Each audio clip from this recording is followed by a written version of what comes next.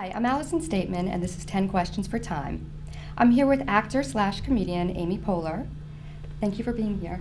Thanks, Allison. Our first question comes from Juan Blanco in Miami, Florida. Hola, Juan. ¿Cómo está? What was your favorite skit to perform during your amazing run on SNL, and your favorite character to play? Let's see. Well, certainly a favorite character to play was this little girl that I used to do, Caitlin, who kind of ran around and was a real spaz because she just was real high energy, and I just got to go crazy. And that was really fun to play. And right now what's coming to mind is me and Rachel Dratch playing Elizabeth Taylor and Michael Jackson sitting in a tree. But Megan Butterworth in Sandpoint, Indiana, wondered, how hard was it to transition from SNL to your new show, Parks and Recreation?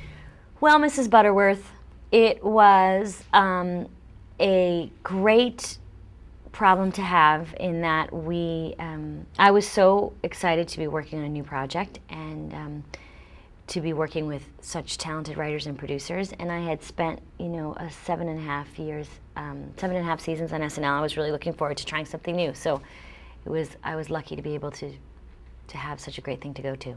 Ronny Thompson in Baltimore, Maryland wants to know, will fans of The Office like Parks and Recreation too? Yes. Yes, they will, Ronny.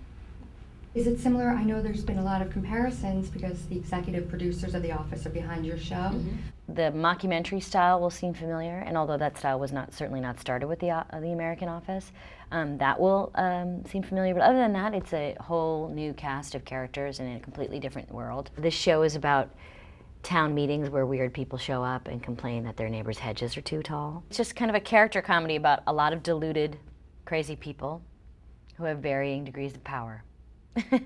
Samantha Crane in actually Boston. All right, Samantha. Hi, how are you?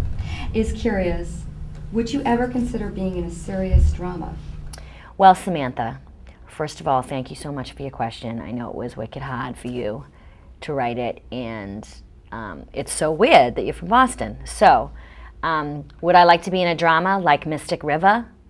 Yeah, yes.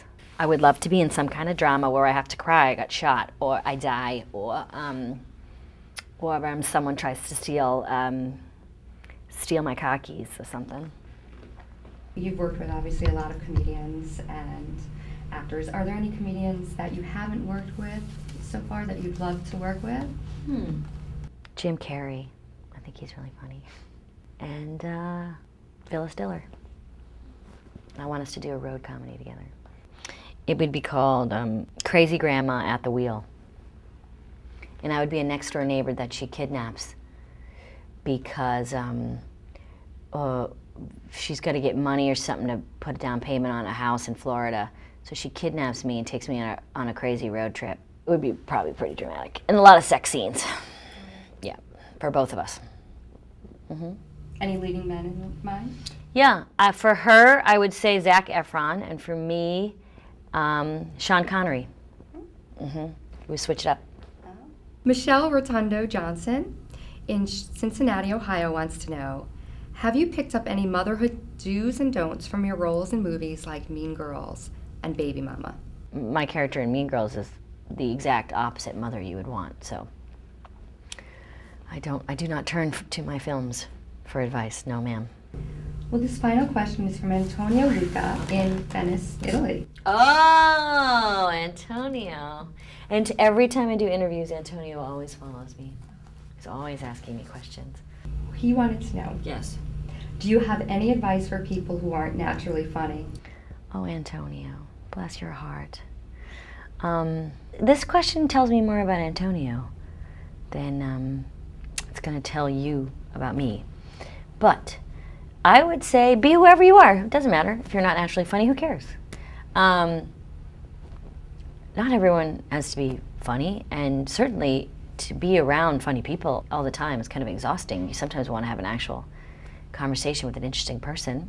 And Antonio sounds like he would be able to describe to me various types of cured meats or beautiful cheeses. So I say, don't worry about it. Do you ever feel pressure being a comedian that people expect you to be funny all the time? No, maybe I used to, but now that I've gotten a little older, like I I take pleasure in the disappointment in their eyes when I'm not funny enough for them. Is that bad? No. I always have a bag of props with me, though, Allison. Always a bag of props and a hilarious wig and a horn that makes noise, because you never know. You never know when you need to answer the call.